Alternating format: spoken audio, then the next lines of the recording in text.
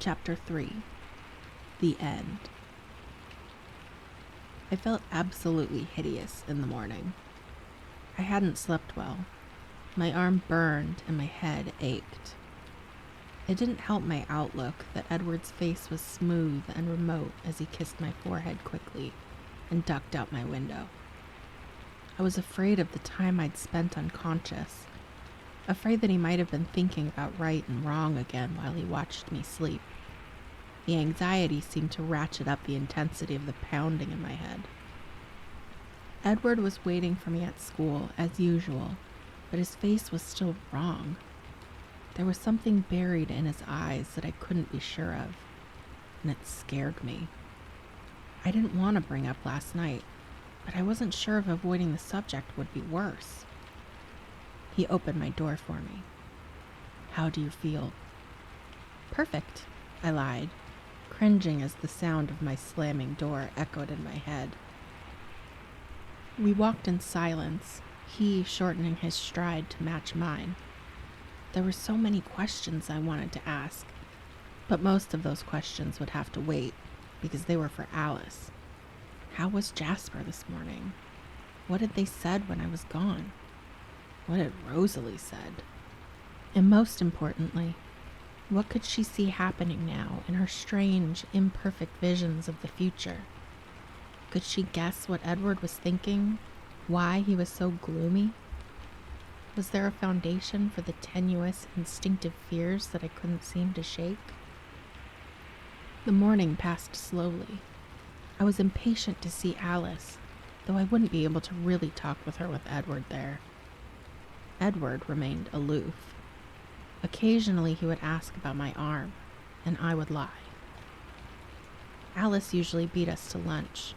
She didn't have to keep pace with a sloth like me, but she wasn't at the table, waiting with the tray of food she wouldn't eat. Edward didn't say anything about her absence. I wondered to myself if her class was running late, until I saw Connor and Ben, who were in her 4th-hour French class. "Where's Alice?" I asked Edward anxiously. He looked at the granola bar he was slowly pulverizing between his fingertips while he answered. "She's with Jasper." "Is he okay?" "He's gone away for a while." "What? Where?" Edward shrugged. "Nowhere in particular." "And Alice too?" I said with quiet desperation. Of course, if Jasper needed her, she would go. "Yes, she'll be gone for a while." She was trying to convince him to go to Denali. Denali was where the one other band of unique vampires, good ones like the Cullens, lived. Tanya and her family.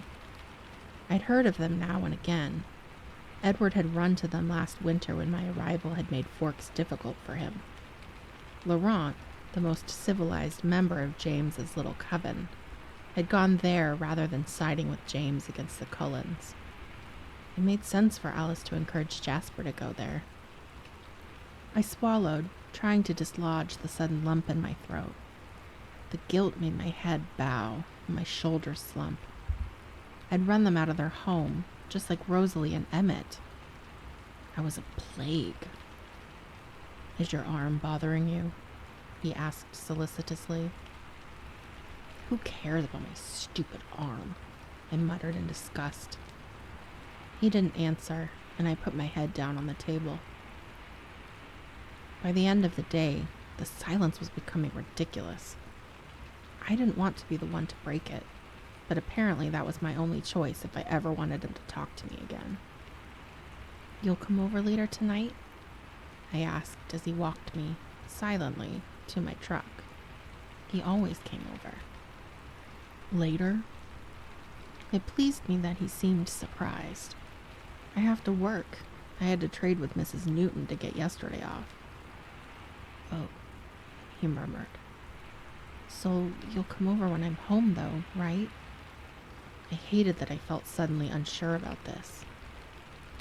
"If you want me to." "I always want you," I reminded him, with perhaps a little more intensity than the conversation required. I expected he would laugh, or smile, or react somehow to my words. "All right then," he said indifferently.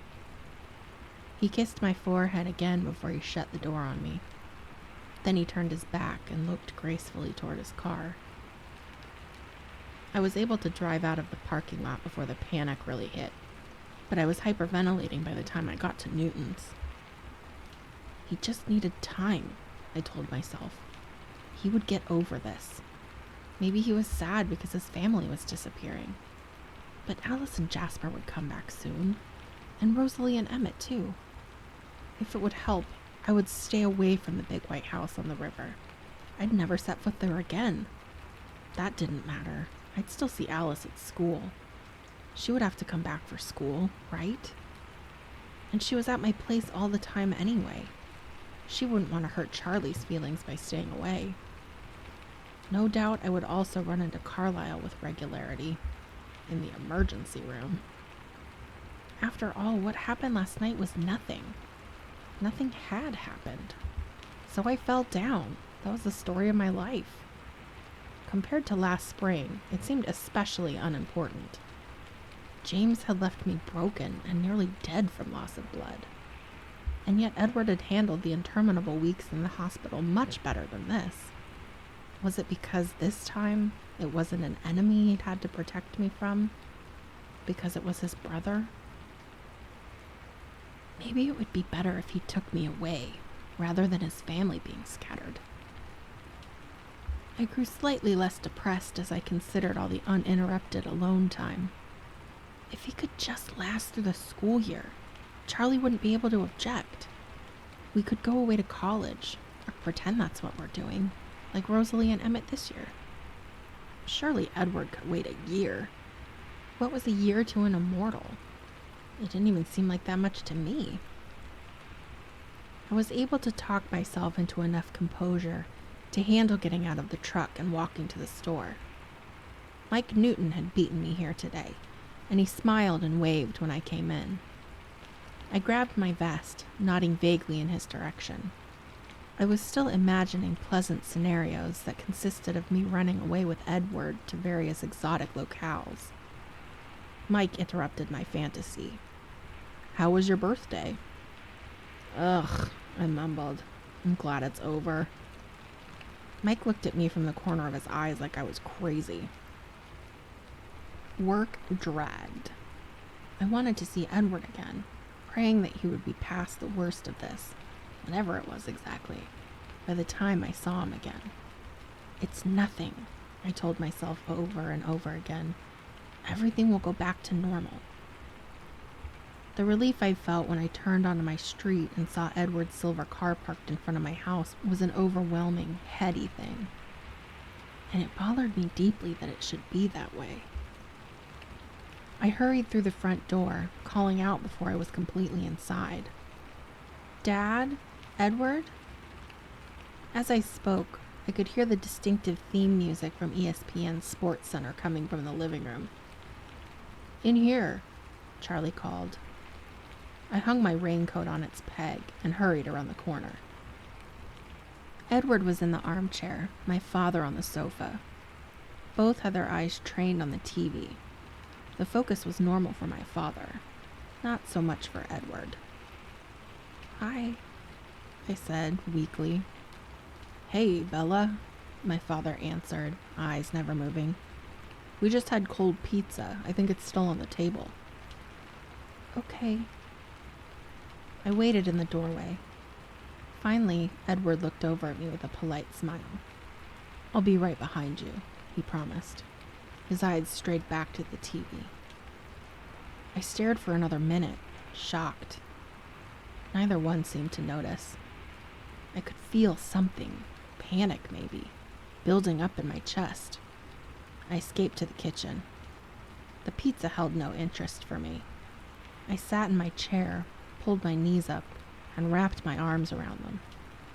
Something was very wrong. Maybe more wrong than I'd realized. The sounds of male bonding and banter continued from the TV set. I tried to get control of myself, to reason with myself. What's the worst that can happen? I flinched. That was definitely the wrong question to ask. I was having a hard time breathing right. Okay, I thought again. What's the worst I can live through? I didn't like that question so much either, but I thought through the possibilities I'd considered today. Staying away from Edward's family. Of course, he wouldn't expect Alice to be part of that, but if Jasper was off limits, that would lessen the time I could have with her. I nodded to myself. I could live with that. Or going away. Maybe he wouldn't want to wait till the end of the school year. Maybe it would have to be now. In front of me, on the table, my presents from Charlie and Renee were where I had left them. The camera I hadn't had the chance to use at the Cullens sitting beside the album. I touched the pretty cover of the scrapbook my mother had given me, and sighed, thinking of Renee. Somehow, living without her for as long as I had did not make the idea of a more permanent separation easier. And Charlie would be left all alone here, abandoned. They would both be so hurt. But we'd come back, right? We'd visit, of course. Wouldn't we? I couldn't be certain about the answer to that. I leaned my cheek against my knee, staring at the physical tokens of my parents' love. I'd known this path I'd chosen was going to be hard. And after all, I was thinking about the worst case scenario, the very worst I could live through. I touched the scrapbook again, flipping the front cover over. Little metal corners were already in place to hold the first picture. It wasn't a half-bad idea to make some record of my life here. I felt a strange urge to get started. Maybe I didn't have that long left in Forks. I toyed with the wrist strap on the camera, wondering about the first picture on the roll. Could it possibly turn out anything close to the original? I doubted it, but he didn't seem worried that it would be blank. I chuckled to myself, thinking of his carefree laughter last night. The chuckle died away. So much had changed, and so abruptly. It made me feel a little bit dizzy, like I was standing on an edge, a precipice somewhere much too high. I didn't want to think about that anymore. I grabbed the camera and headed up the stairs. My room hadn't really changed all that much in the 17 years since my mother had been here. The walls were still light blue. The same yellowed lace curtains hung in front of the window. There was a bed rather than a crib, but she would recognize the quilt draped untidily over the top. It had been a gift from Gran. Regardless, I snapped a picture of my room. There wasn't much else I could do tonight. It was too dark outside, and the feeling was growing stronger. It was almost a compulsion now. I would record everything about Forks before I had to leave it. Change was coming. I could feel it. It wasn't a pleasant prospect, not when life was perfect the way it was. I took my time coming back down the stairs, camera in hand, trying to ignore the butterflies in my stomach as I thought of the strange distance I didn't want to see in Edward's eyes. He would get over this. Probably he was worried that I would be upset when he asked me to leave. I would let him work through it without meddling, and I would be prepared when he asked. I had the camera ready as I leaned around the corner, being sneaky. I was sure there was no chance I had caught Edward by surprise, but he didn't look up. I felt a brief shiver as something icy twisted in my stomach. I ignored that and took the picture. They both looked at me then. Charlie frowned. Edward's face was empty, expressionless. "What are you doing, Bella?" Charlie complained. "Oh, come on." I pretended to smile as I went to sit on the floor in front of the sofa where Charlie lounged. "You know Mom will be calling soon to ask if I'm using my presents. I have to get to work before she can get her feelings hurt." "Why are you taking pictures of me, though?" he grumbled. "Because you're so handsome," I replied, keeping it light. "And because, since you bought the camera, you're obligated to be one of my subjects." He mumbled something unintelligible. "Hey, Edward," I said with admirable indifference. "Take one of me and my dad together."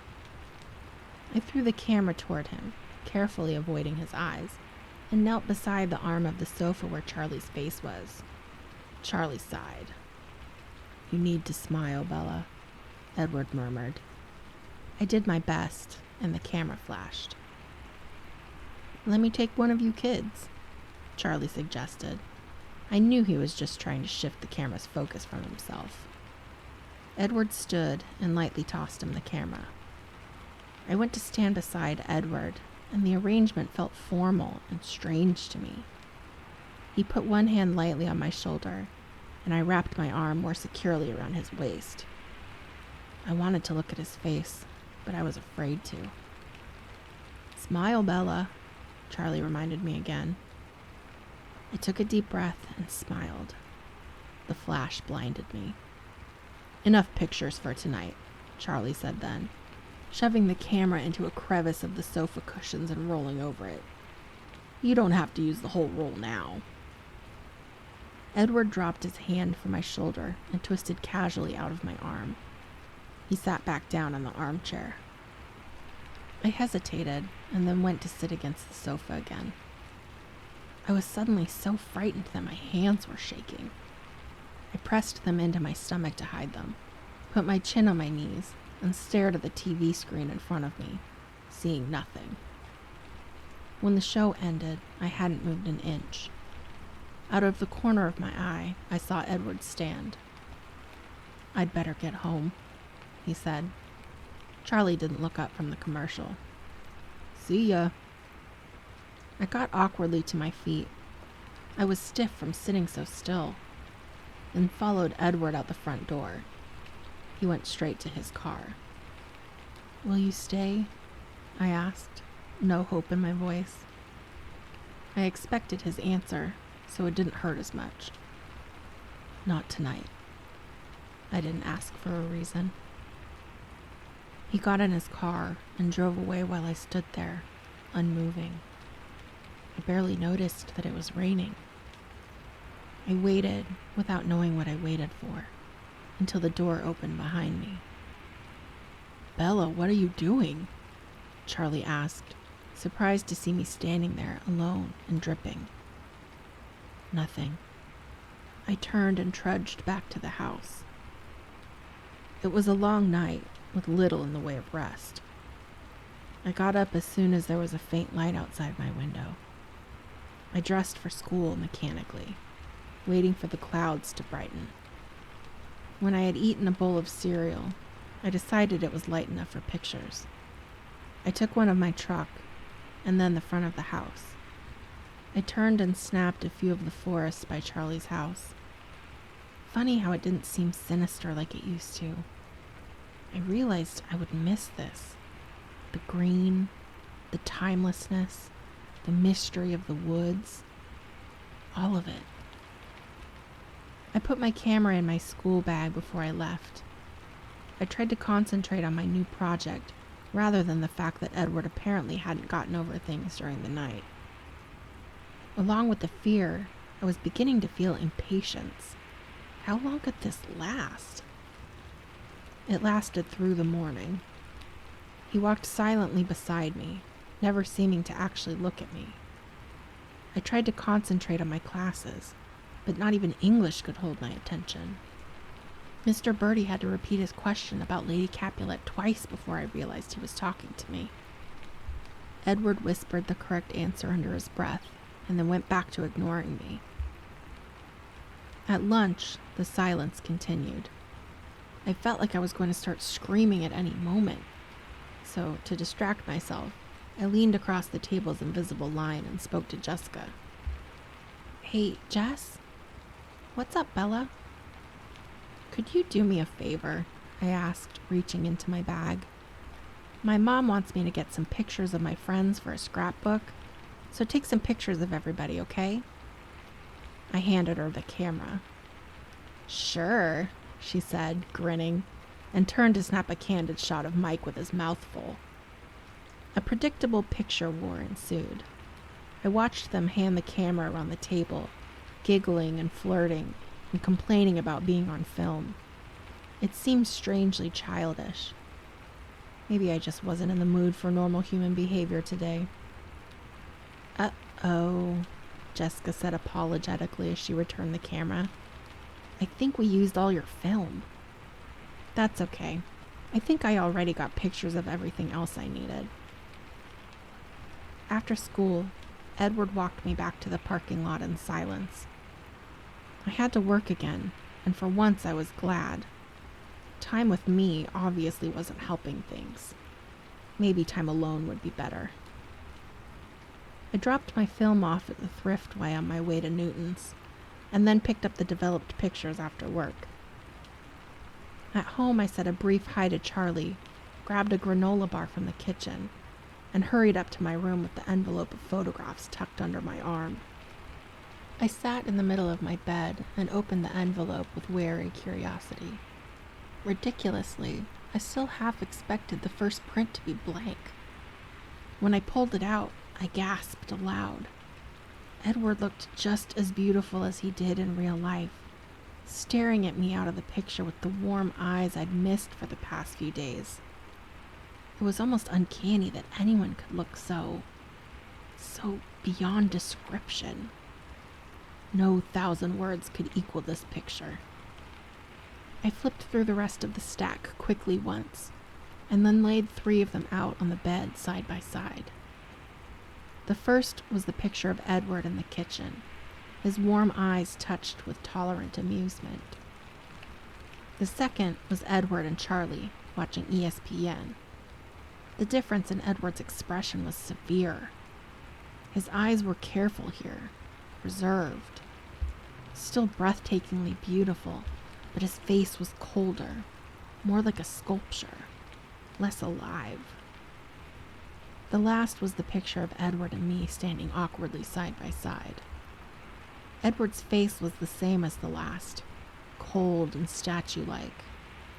But that wasn't the most troubling part of this photograph. The contrast between the two of us was painful. He looked like a god. I looked very average, even for a human, almost shamefully plain. I flipped the picture over with a feeling of disgust. Instead of doing my homework, I stayed up to put my pictures into the album. With a ballpoint pen, I scrawled captions under all the pictures, the names and the dates. I got to the picture of Edward and me, and, without looking at it too long, I folded it in half and stuck it under the metal tab, Edward's side up. When I was done, I stuffed the second set of prints in a fresh envelope and penned a long thank you letter to Renee. Edward still hadn't come over. I didn't want to admit that he was the reason I'd stayed up so late, but of course he was. I tried to remember the last time he'd stayed away like this, without an excuse, a phone call. He never had. Again, I didn't sleep well. School followed the silent, frustrating, terrifying pattern of the last 2 days. I felt relief when I saw Edward waiting for me in the parking lot, but it faded quickly. He was no different, unless maybe more remote. It was hard to even remember the reason for all this mess. My birthday already felt like the distant past. If only Alice would come back, soon, before this got any more out of hand. But I couldn't count on that. I decided that if I couldn't talk to him today, really talk, then I was going to see Carlisle tomorrow. I had to do something. After school, Edward and I were going to talk it out, I promised myself. I wasn't accepting any excuses. He walked me to my truck, and I steeled myself to make my demands. "Do you mind if I come over today?" he asked before we got to the truck, beating me to the punch. "Of course not." "Now?" he asked again, opening my door for me. "Sure." I kept my voice even, though I didn't like the urgency in his tone. "I was just going to drop a letter for Renee in the mailbox on the way. I'll meet you there." He looked at the fat envelope on the passenger seat, Suddenly, he reached over me and snagged it. "I'll do it," he said quietly, "and I'll still beat you there." He smiled my favorite crooked smile, but it was wrong. It didn't reach his eyes. "Okay," I agreed, unable to smile back. He shut the door and headed toward his car. He did beat me home. He was parked in Charlie's spot when I pulled up in front of the house. That was a bad sign. He didn't plan to stay then. I shook my head and took a deep breath, trying to locate some courage. He got out of his car when I stepped out of the truck and came to meet me. He reached to take my book bag from me. That was normal. But he shoved it back onto the seat. That was not normal. "Come for a walk with me," he suggested in an unemotional voice, taking my hand. I didn't answer. I couldn't think of a way to protest, but I instantly knew that I wanted to. I didn't like this. "This is bad. This is very bad," the voice in my head repeated again and again. But he didn't wait for an answer. He pulled me along toward the east side of the yard, where the forest encroached. I followed unwillingly, trying to think through the panic. It was what I wanted, I reminded myself, the chance to talk it all through. So why was the panic choking me? We'd gone only a few steps into the trees when he stopped. We were barely on the trail. I could still see the house. Some walk. Edward leaned against a tree and stared at me, his expression unreadable. "Okay, let's talk," I said. It sounded braver than I felt. He took a deep breath. "Bella, we're leaving." I took a deep breath too. This was an acceptable option. I thought I was prepared, but I still had to ask. "Why now? Another year." "Bella, it's time. How much longer could we stay in Forks after all? Carlisle can barely pass for 30, and he's claiming 33 now. We'd have to start over soon regardless." His answer confused me. I thought the point of leaving was to let his family live in peace. Why did we have to leave if they were going? I stared at him, trying to understand what he meant. He stared back coldly. With a roll of nausea, I realized I'd misunderstood. "When you say we," I whispered, "I mean my family and myself, each word separate and distinct." I shook my head back and forth mechanically, trying to clear it. He waited without any sign of impatience. It took a few minutes before I could speak. "Okay," I said. "I'll come with you." "You can't, Bella. Where we're going, it's not the right place for you." "Where you are is the right place for me." "I'm no good for you, Bella." "Don't be ridiculous." I wanted to sound angry, but it just sounded like I was begging. "You're the very best part of my life." "My world is not for you," he said grimly. "What happened with Jasper? That was nothing, Edward, nothing." "You're right," he agreed. "It was exactly what was to be expected." "You promised. In Phoenix, you promised that you would stay." "As long as that was what's best for you," he interrupted to correct me. "No! This is about my soul, isn't it?" I shouted, furious, the words exploding out of me. Somehow it still sounded like a plea. "Carlisle told me about that, and I don't care, Edward. I don't care. You can have my soul. I don't want it without you. It's yours already." He took a deep breath and stared, unseeingly, at the ground for a long moment. His mouth twisted the tiniest bit. When he finally looked up, his eyes were different, harder, like the liquid gold had frozen solid. "Bella, I don't want you to come with me." He spoke the words slowly and precisely, his cold eyes on my face, watching as I absorbed what he was really saying. There was a pause as I repeated the words in my head a few times, sifting through them for their real intent. You don't want me? I tried out the words, confused by the way they sounded, placed in that order. No. I stared, uncomprehending, into his eyes. He stared back without apology. His eyes were like topaz, hard and clear and very deep. I felt like I could see into them for miles and miles, yet nowhere in their bottomless depths could I see a contradiction to the word he had spoken. Well, that changes things. I was surprised by how calm and reasonable my voice sounded. It must be because I was so numb. I couldn't realize what he was telling me. It still didn't make any sense. He looked away into the trees as he spoke again. Of course, I'll always love you, in a way. But what happened the other night made me realize that it's time for a change. Because I'm tired of pretending to be something I'm not, Bella. I am not human. He looked back, and the icy planes of his perfect face were not human. I've let this go on much too long, and I'm sorry for that. Don't. My voice was just a whisper now.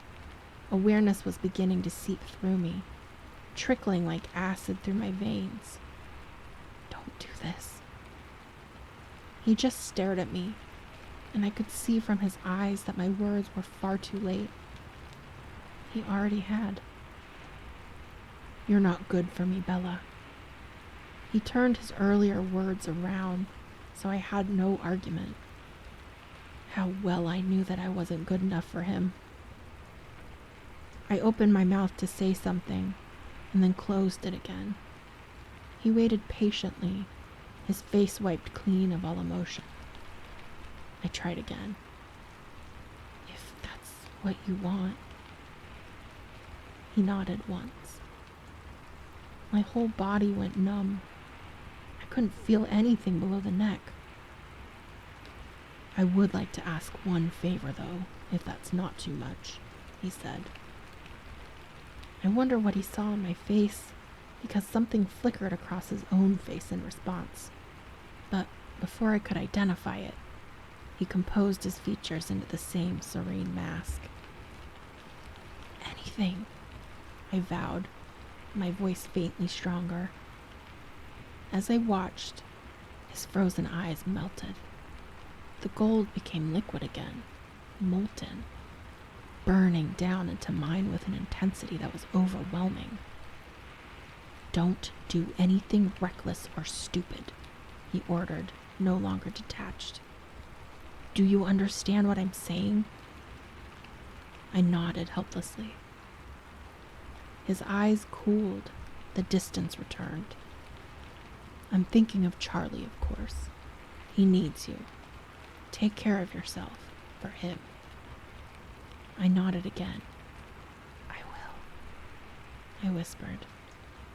He seemed to relax just a little.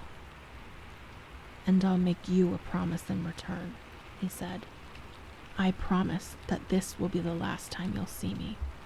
I won't come back. I won't put you through anything like this again. You can go on with your life without any more interference from me. It will be as if I never existed. My knees must have started to shake because the trees were suddenly wobbling. I could hear the blood pounding faster than normal behind my ears. His voice sounded further away. He smiled gently. Don't worry. You're human. Your memory is no more than a sieve. Time heals all wounds for your kind. And your memories? I asked. It sounded like there was something stuck in my throat, like I was choking. Well, he hesitated for a short second. I won't forget. but my kind were very easily distracted. He smiled. The smile was tranquil, and it did not touch his eyes. He took a step away from me. That's everything, I suppose. We won't bother you again. The plural caught my attention. That surprised me. I would have thought I was beyond noticing anything. Alice isn't coming back, I realized. I don't know how he heard me. The words made no sound, but he seemed to understand. He shook his head slowly, always watching my face. No, they're all gone. I stayed behind to tell you goodbye. Alice is gone? My voice was blank with disbelief. She wanted to say goodbye, but I convinced her that a clean break would be better for you. I was dizzy. It was hard to concentrate. His words swirled around in my head, and I heard the doctor at the hospital in Phoenix last spring as he showed me the x-rays. You can see it's a clean break. His finger traced along a picture of my severed bones. That's good. It will heal more easily, more quickly. I tried to breathe normally. I needed to concentrate to find a way out of this nightmare. Goodbye, Bella, he said in the same quiet, peaceful voice. Wait! I choked out the word, reaching for him, willing my deadened legs to carry me forward. I thought he was reaching for me too, but his cold hands locked around my wrists and pinned them to my sides. He leaned down and pressed his lips very lightly to my forehead for the briefest instant. My eyes closed. Take care of yourself, he breathed, cool against my skin. There was a light, unnatural breeze. My eyes flashed open. The leaves on a small vine maple shuddered with the gentle wind of his passage. He was gone. With shaky legs, ignoring the fact that my action was useless, I followed him into the forest. The evidence of his path had disappeared instantly. There were no footprints. The leaves were still again. But I walked forward without thinking. I could not do anything else. I had to keep moving. If I stopped looking for him, it was over. Love, life, meaning, over. I walked and walked. Time made no sense as I pushed slowly through the thick undergrowth. It was hours passing, but also only seconds. Maybe it felt like time had frozen because the forest looked the same no matter how far I went. I started to worry that I was traveling in a circle, a very small circle at that, but I kept going. I stumbled often, and as it grew darker and darker, I fell often too. Finally, I tripped over something. It was black now. I had no idea what caught my foot, and I stayed down. I rolled onto my side so that I could breathe and curled up on the wet bracken. As I lay there, I had a feeling that more time was passing than I realized. I couldn't remember how long it had been since nightfall. Was it always so dark here at night? Surely, as a rule, some little bit of moonlight would filter down through the clouds, through the chinks in the canopy of trees, and find the ground. Not tonight. Tonight, the sky was utterly black. Perhaps there was no moon tonight. A lunar eclipse. A new moon. A new moon. I shivered, though I wasn't cold. It was black for a long time before I heard them calling. Someone was shouting my name. It was muted, muffled by the wet growth that surrounded me, but it was definitely my name. I didn't recognize the voice. I thought about answering, but I was dazed, and it took a long time to come to the conclusion that I should answer. By then, the calling had stopped. Sometime later, the rain woke me up. I don't think I'd really fallen asleep. I was just lost in an unthinking stupor, holding with all my strength to the numbness that kept me from realizing what I didn't want to know. The rain bothered me a little. It was cold. I unwrapped my arms from around my legs to cover my face. It was then that I heard the calling again. It was farther away this time, and sometimes it sounded like several voices were calling at once. I tried to breathe deeply. I remembered that I should answer, but I didn't think that they would be able to hear me. Would I be able to shout loud enough? Suddenly, there was another sound, startlingly close. A kind of snuffling, an animal sound. It sounded big. I wondered if I should feel afraid. I didn't, just numb. It didn't matter. The snuffling went away. The rain continued, and I could feel the water pooling up against my cheek. I was trying to gather the strength to turn my head when I saw the light. At first, it was just a dim glow reflecting off the bushes in the distance. It grew brighter and brighter, illuminating a large space unlike the focused beam of a flashlight. The light broke through the closest brush, and I could see that it was a propane lantern, but that was all I could see. The brightness blinded me for a moment. Bella. The voice was deep and unfamiliar, but full of recognition. He wasn't calling my name to search. He was acknowledging that I was found. I stared up, impossibly high it seemed, at the dark face that I could now see above me. I was vaguely aware that the stranger probably only looked so tall because my head was still on the ground. "Have you been hurt?" I knew the words meant something, but I could only stare, bewildered. How could the meaning matter at this point? "Bella, my name is Sam Yulee." There was nothing familiar about his name. "Charlie sent me to look for you." Charlie? That struck a chord, and I tried to pay more attention to what he was saying.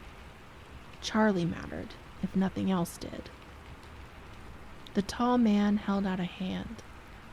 I gazed at it, not sure what I was supposed to do.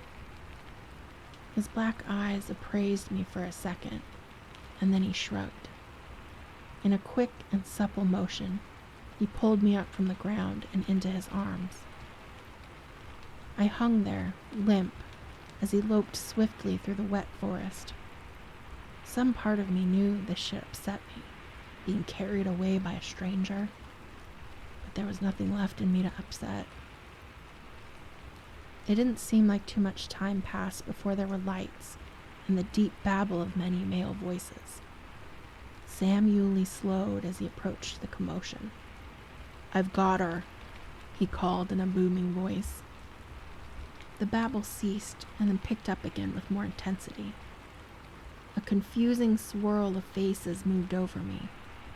Sam's voice was the only one that made sense in the chaos, perhaps because my ear was against his chest. "No, I don't think she's hurt," he told someone. "She just keeps saying he's gone." Was I saying that out loud? I bit down on my lip. "Bella, honey, are you all right?"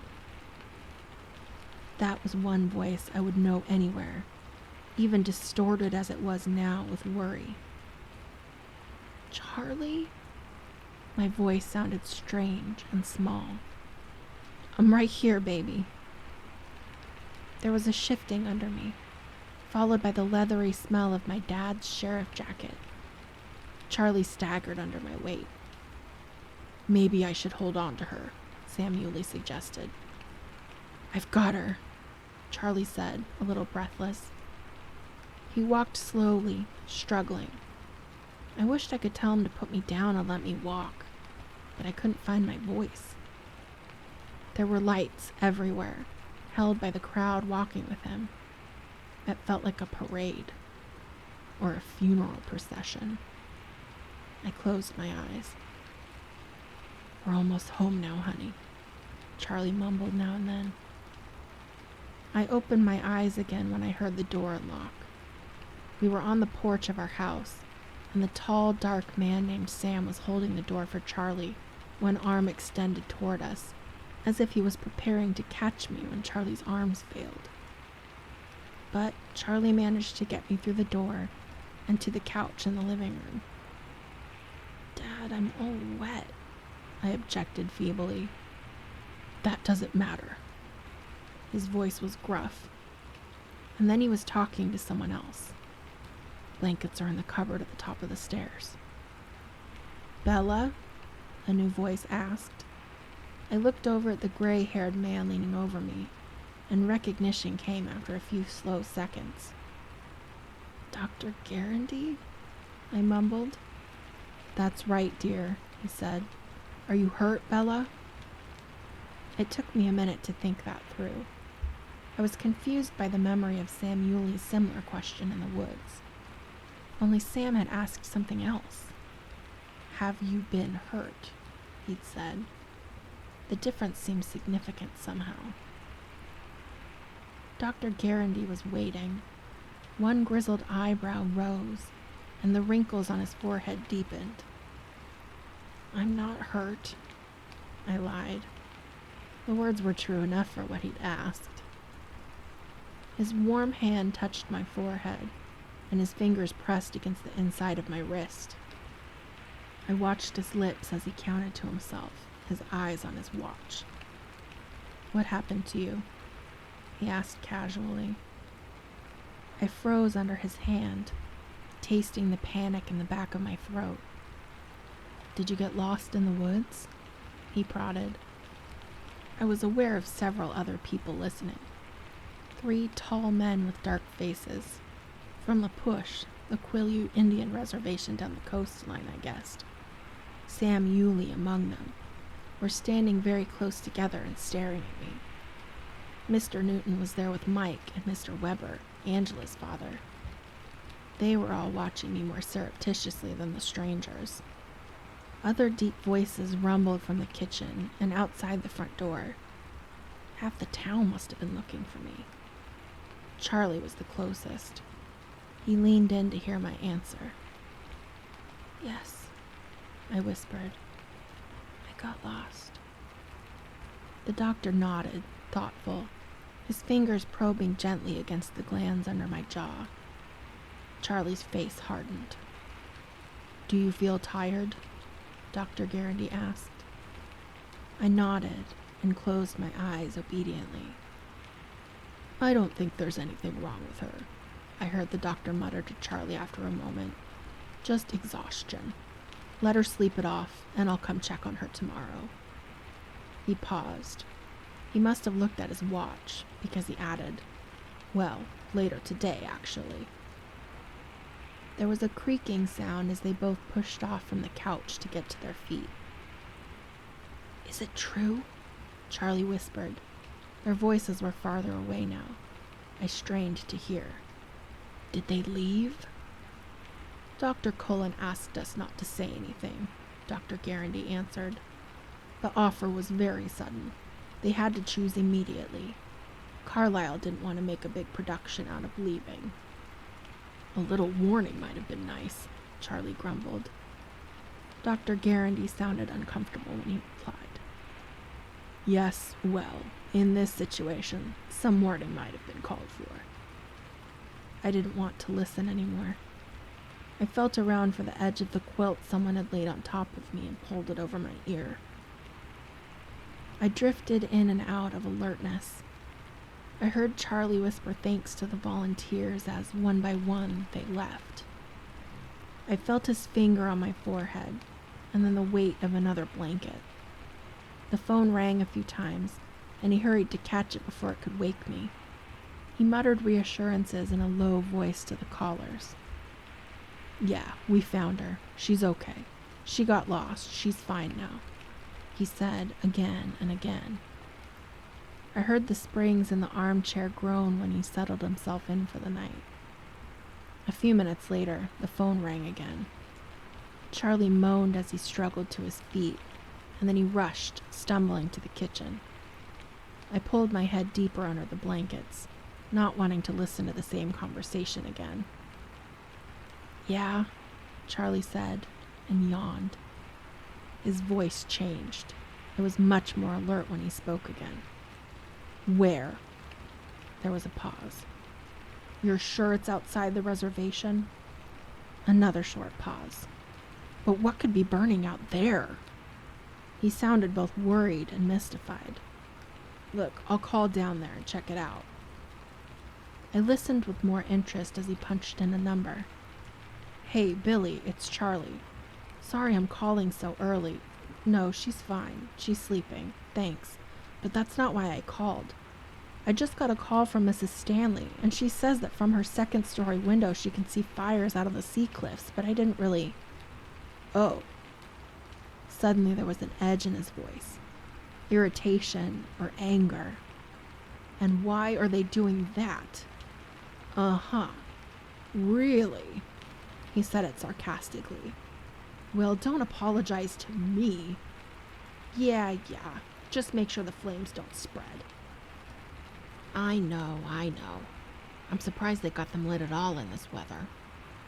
Charlie hesitated and then added grudgingly, "Thanks for sending Sam and the other boys up. You were right, they do know the forest better than we do. It was Sam who found her, so I owe you one." "Yeah, I'll talk to you later," he agreed, still sour, before hanging up. Charlie muttered something incoherent as he shuffled back to the living room. "What's wrong?" I asked. He hurried to my side. "I'm sorry I woke you, honey." "Is something burning?" "It's nothing," he assured me. "Just some bonfires out on the cliffs." "Bonfires?" I asked. My voice didn't sound curious. It sounded dead. Charlie frowned. "Some of the kids from the reservation being rowdy," he explained. "Why?" I wondered dully. I could tell he didn't want to answer. He looked at the floor under his knees. "They're celebrating the news." His tone was bitter. There was only one piece of news I could think of, try as I might not to, and then the pieces snapped together. "Because the Cullens left," I whispered. "They don't like the Cullens in the push. I'd forgotten about that." The Quileutes had their superstitions about the cold ones, the blood drinkers that were enemies to their tribe, just like they had their legends of the Great Flood and wolfmen ancestors. Just stories, folklore to most of them. Then there were the few that believed. Charlie's good friend Billy Black believed, even though Jacob, his own son, thought he was full of stupid superstitions. Billy had warned me to stay away from the Cullens. The name stirred something inside me, something that began to claw its way toward the surface, something I knew I didn't want to face. "It's ridiculous," Charlie spluttered. We sat in silence for a moment. The sky was no longer black outside the window. Somewhere behind the rain, the sun was beginning to rise. "Bella?" Charlie asked. I looked at him uneasily. "He left you alone in the woods?" Charlie guessed. I deflected his question. "How did you know where to find me?" My mind shied away from the inevitable awareness that was coming quickly now. "Your note," Charlie answered, surprised. He reached into the back pocket of his jeans and pulled out a much-abused piece of paper. It was dirty and damp, with multiple creases from being opened and refolded many times. He unfolded it again and held it up as evidence. The messy handwriting was remarkably close to my own. "Going for a walk with Edward, up the path," it said. "Back soon. B." When you didn't come back, I called the Cullens, and no one answered. Charlie said in a low voice. Then I called the hospital, and Dr. Garandy told me that Carlisle was gone. Where did they go? I mumbled. He stared at me. Didn't Edward tell you? I shook my head, recoiling. The sound of his name unleashed the thing that was clawing inside me, a pain that knocked me breathless, astonished me with its force. Charlie eyed me doubtfully as he answered. Carlisle took a job with a big hospital in Los Angeles. I guess they threw a lot of money at him. Sunny LA, the last place they would really go. I remembered my nightmare with the mirror, the bright sunlight shimmering off his skin. Agony ripped through me with the memory of his face. I want to know if Edward left you alone out there in the middle of the woods, Charlie insisted. His name sent another wave of torture through me. I shook my head, frantic, desperate to escape the pain. It was my fault. He left me right here on the trail, in sight of the house, but I tried to follow him. Charlie started to say something. Childishly, I covered my ears. I can't talk about this anymore, Dad. I want to go to my room. Before he could answer, I scrambled up from the couch and lurched my way up the stairs. Someone had been in the house to leave a note for Charlie, a note that would lead him to find me. From the minute that I realized this, a horrible suspicion began to grow in my head. I rushed to my room, shutting and locking the door behind me before I ran to the CD player by my bed. Everything looked exactly the same as I'd left it. I pressed down on the top of the CD player. The latch unhooked and the lid slowly swung open. It was empty. The album Renee had given me sat on the floor beside the bed, just where I'd put it last. I lifted the cover with a shaking hand. I didn't have to flip any farther than the first page. The little metal corners no longer held a picture in place. The page was blank, except for my own handwriting scrawled across the bottom. Edward Cullen, Charlie's Kitchen, September 13th. I stopped there. I was sure that he would have been very thorough. It will be as if I never existed, he'd promised me. I felt the smooth wooden floor beneath my knees, and then the palms of my hands, and then it was pressed against the skin of my cheek. I hoped that I was fainting, but to my disappointment, I didn't lose consciousness. The waves of pain that had only lapped at me before now reared high up and washed over my head, pulling me under. I did not resurface.